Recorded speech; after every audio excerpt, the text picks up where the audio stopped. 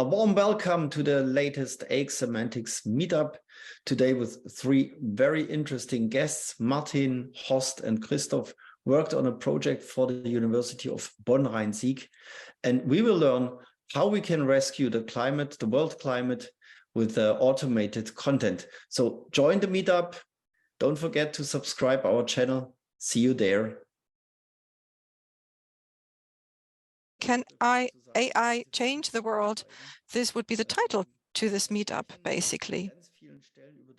We are speaking about climate change and the climate crisis very often. What can we do? What do we have to do to combat it? And of course, science is looking for solutions into how we can make a contribution, all of us.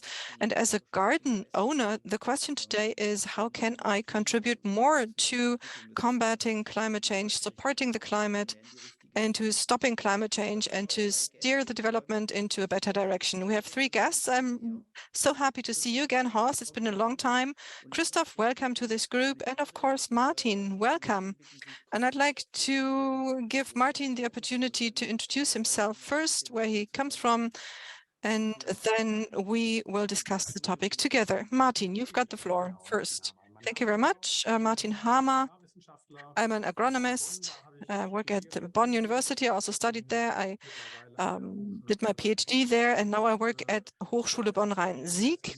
And at that university, I study regarding projects around climate change, how we can stop it in urban areas, in particular, what we can do in order to mitigate the impact of climate change. So much on me. Horst, do you want to speak next? Last year, Martin approached us with this exciting topic because for quite a while we've been working in the field of text automation, usually in marketing and e-commerce. But the Rhein-Sieg University is very close to where we are located, Text2Net, and we are also interested in refreshing our contact with the region and with the university, because we've been in touch with different departments over the years. Christoph. Hello, Christoph Löhr is my name. I am a project manager at Text2Net, and it's in that capacity that I take care of language automation projects, and I had the pleasure of carrying out this project with Bonn-Rhein-Sieg University. Sustainability, fueling sustainability, and that it's been a very nice project. It's not about black socks. We do something meaningful. That's what it's about, right? Martin, can you give us an impression before we start with the presentation? But before we look at it, can you give us some more insights at the start? Well, the big picture is, how can we, the society, stakeholders, how can we involve them more in science? We do a lot of research, but we don't do it as an end in itself. It's supposed to be implemented somehow. And oftentimes we are wondering, what can we do to not only publish in scientific journals, but also to involve the civil society? And that was the aim of the project. And I'm going to speak about that in a moment. It's about change in the city. Can you start your presentation and share your screen, and I'll be in the background to make sure that everything works properly. We see the slides. That's great. Feel free to lead us through the slides, start your presentation, and I'm listening. Thank you very much for giving me the opportunity to present this. This is some text automation. This is something new for us as well. And the second term here, citizen science, was new for us as well when we started. It's about science communication, predominantly, as I said, and the project we initiated is a mix of scientific research projects and know-how transfer. The logos you see here, it's subsidized by the Federal Ministry of Research and education. They recognized last year that science communication is indeed an important topic. And on the left-hand side, you see the Max Planck Institute for Chemistry. They do long-term research, also relating to climate change and the science that are related to this. And they're very far away from the target group. Traditionally, they have been, and this is why this has been a very interesting combination to carry this project out together with these different players that come from very different angles.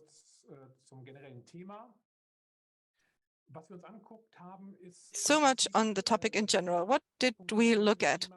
How does climate change happen? What an impact does it have on urban areas in particular? We looked at the built areas because this is where climate change will make and is making a strong impact.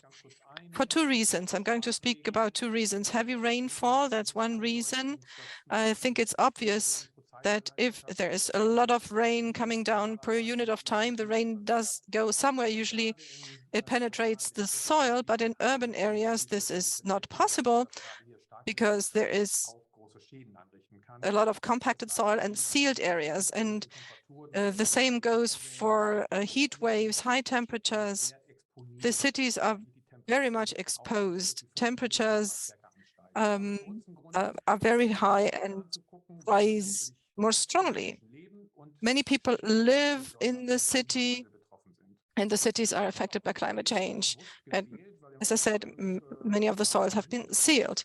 Here you see in the front, you see an area that's not been built, and the non-sealed areas, the green spaces in the cities, be it parks, private areas, what contribution can these areas make to buffer climate change? This has been our initial question during that research, and we wanted to involve the citizens, not only so that they can collect data, but we also wanted to carry out a knowledge transfer. And the question was, how can we use scientific findings and translate them into action? Let me show you one slide on the topic of science communication. You see the scientist in his bubble at the top on the left-hand side, where it says Wissenschaftler. They like to communicate with colleagues. They like to publish in scientific journals. And it's difficult to step out of that bubble and to share the knowledge that you've accumulated. Usually these are bilateral contacts with science journalists, or the universities, the different research institutes have their own PR department, but usually these are the channels that spread the knowledge and carry the knowledge into society. The ministry also recognized this, that it's a very important tool to have good methodologies to communicate science into the society, with society. And the exchange between the citizens and with the citizens, this has been neglected to some extent and in recent years. And this is where we stepped in, asking ourselves, how can we get in touch with society, with the individuals who might be involved in certain projects? The method also has a name, citizen science. And what this means is to involve people who don't work as scientists, but who have a certain hobby, a pastime, astronomy, collecting stamps, whatever. Those people who are interested in science, they can be involved in certain projects. And this is a development that is getting stronger, and the scientific institutions and organizations have also promoted this. And if you're interested, go and look at the database. There are many different projects available in Germany where you can participate, where the different projects are named, exciting projects, and this also exists at international level in different countries. This is what we did. We tried to involve citizens, and how this is done specifically, I'm going to show you now on the next slide. So the question was, what can we do to carry out adaptation measures to climate change? For instance, home gardens and public areas, but let me take the example of a private garden. We started an activity 2 years ago via the local print media. There was a small ad, actually, and we asked who was interested in participating in the project, and we were overwhelmed by the public at large because there were so many people who wanted to participate, send us samples, fill in questionnaires on their gardens they take care of one way or the other. 590 samples were analyzed, 33 attributes, the p-value, pH value, how the gardens are cultivated, what plants do grow there. And we collected this information, and it's easy to calculate. If you only describe each attribute with one sentence, you'll have 20,000 sentences to write fast to give an individual feedback to the individual citizens. But we wanted to give feedback. We didn't want to give a run-of-the-mill answer, but we wanted to give individual feedback.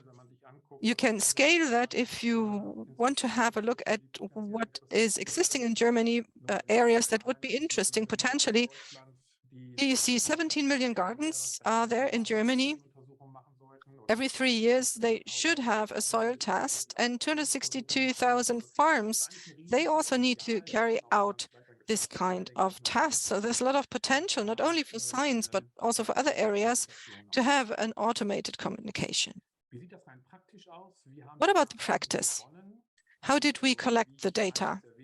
As I said at the beginning, we asked citizens to send a soil sample so that it's representative, or so that it was representative. We gave an instruction about how they should do it, how they should create the sample, 500 grams, etc., how it should be collected, and then send it to the laboratory. And then the soil was prepared, and there was a questionnaire. And altogether, this gave us a lot of data that we entered into data. And scientists like that. We like to assess the data. And then the outcome of this analysis is what you see on the right-hand side, be it a meadow, a lawn, or a vegetable field. Here you see the phosphor and potassium supply, so the substances in the soil. We looked at all that. We had an assessment, and we drew some conclusions, scientific conclusions on the nutrient supply. Vegetable fields are oversupplied regarding nutrients, for instance, and this is an interesting scientific finding for us. But it's not that relevant for the individual citizen. So we asked ourselves the question, how can we give feedback to the citizens, and how can they use the citizens? What good are the data? Is the data for regarding the citizens? What can the citizen do to make the soil be more fertile? What should be planted? For instance, what plants are suitable regarding the future climate change, more heat, etc., droughts?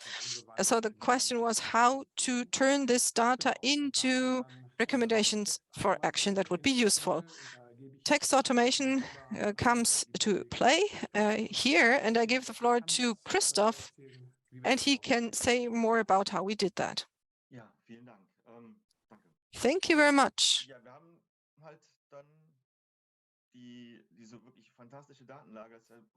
We used this data stock, which was excellent. Every sample contained such a lot of information, and usually at the beginning you need to prepare all and tidy up all the data, but here it was all sorted well, and we could enter it into the text engine, and we could play with it a lot in order to come up with cross-references and links, depending on the type of soil, depending on the culture you cultivate.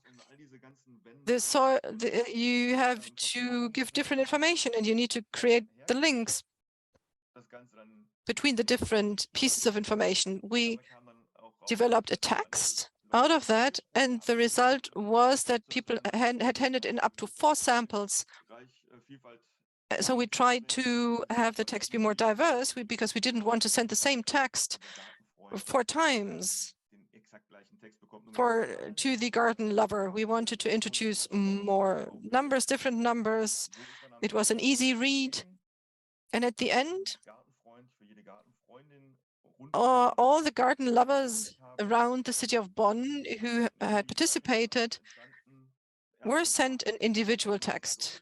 First off, we had basic information saying, what does the text that we're going to send you mean for your garden? What can you do with that? Recommendations for action are given. So it was a brochure of different pages full of recommendations, and it was very positively received. I'm also one of the persons who handed in a sample, and it's really a pleasure walking through the garden, fertilizing here, doing something there in return after receiving this. So we had a lot of data. We could create many links between the data, and we came up with very good results, easily understandable. Our university colleagues set the framework, already gave us some initial ideas about what the text should look like, and we used that as an orientation to come up with a result in the end. What I thought was exciting was and I come from the outside. When we accepted the project, we thought that will be very easy. We don't need to take into account search engine optimization or any other of the usual topics, because the people will not show the letters to each other. They can all be the same, but we realized in the course of the project that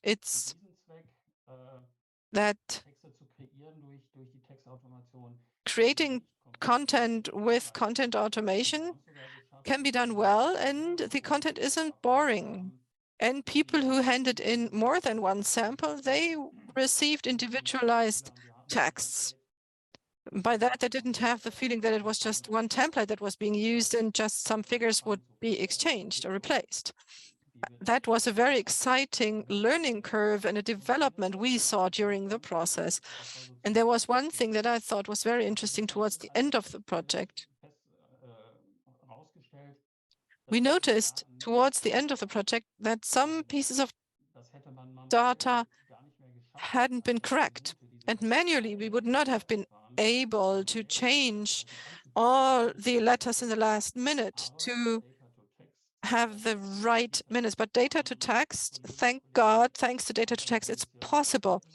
And the colleagues invested some time in the last 2 or 3 days, and suddenly all the letters could be generated newly, and there were no mistakes anymore in them. And that would have been impossible if we had needed to do that manually. Martin, I have a question to you.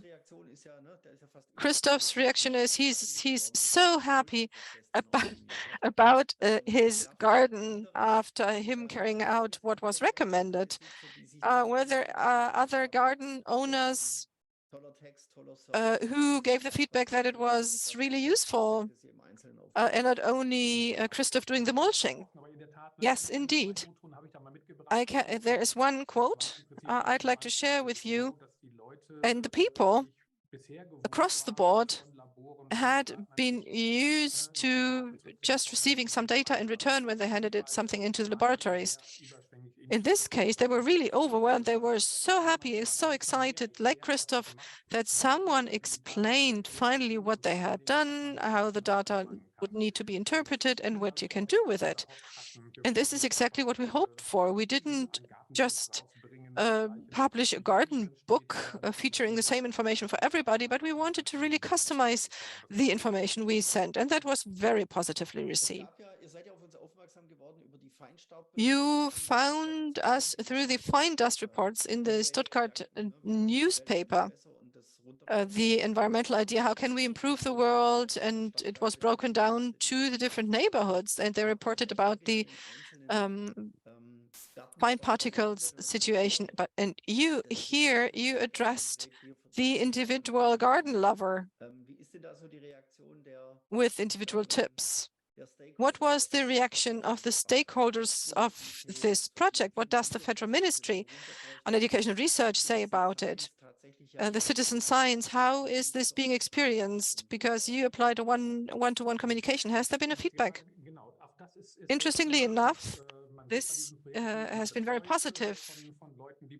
On the part of the ministry, there are always people who accompany the project, and they were very optimistic and they were very positive about the fact that we'll try to do similar things again. The Max Planck Institute, they carry out basic research. They usually are not in touch with the community, with the stakeholders. So the aim really is to involve them as well so that scientific findings can be implemented into practice. And the person who was responsible for the project on the part of the ministry also handed in a soil sample. This shows that the people were really interested. And yes, all in all, it's been very positively received. Let's see, our audience. If you have any questions, please ask them in the chat or in your question tool. We'll be pleased to treat them. What will happen next, Martin? Now you've implemented a project. We can write texts regarding soil samples. Is this going to be the end? Will you do business as usual as of tomorrow, or what are the next steps you envisage? We think it's really exciting and we should really roll it out. These are some first experiences we've had. And as I said before, the data pool in Germany and internationally is much bigger. We can start surveys that are much bigger, and we don't need to be afraid anymore that we'll have to answer it all individually. This is why the citizen science is much more easily manageable for us with that. And this helps a lot in the field of science communication. This is one project we want to carry out, and then there's another aspect. And here I'm talking about the little details. How can I enter the data into the machine? The programming, the interfaces, how can we take the data out again? Maybe this can be implemented in follow-up projects. We'll see. That sounds really exciting. Karina, can you share the link about the soil samples? Where can I send my soil samples? And I see there's a question. Could the soil samples be done free of charge? And how many were done in total? Arndt is asking. How many soil samples all in all, and how much did it cost? As this is a scientific project, it was done free of charge. And all the people who wrote to us, we have a long waiting list indeed still that we're going to go through, but so far it's all been free of charge. And if you're interested, click on the link, access our website, write us an email, and we'll include you in our database. I can't promise anything. I can't promise that we'll manage to go through all the different requests, but we're always happy. If you're interested, use our database. So that you need to be lucky so that they will send all the excellent results to you as well, but they'll try. Thank you very much. Are there any other questions on the part of the audience? No, I don't see any at this point. Horst, is there something I forgot from your point of view? I think the project is really impressive, and I'm feeling much more useful today than yesterday about the things that we can do with data. We are working on saving the climate. We discussed the important points, I think. What I thought was interesting, and that's what Martin also showed on the slide, is that this field of soil samples has a lot of scaling potential. And getting back to your initial question, if AI can save the world, I mean, not individually, but of course it can contribute. And if we want to be in a position to use this data for more sustainability, we need to use these technologies, otherwise it's not going to be possible. And we called it AI, but you know better than I do that this term has to be put into perspective. We are basically talking about big data here and finding patterns evaluating big data volumes. That's not necessarily AI.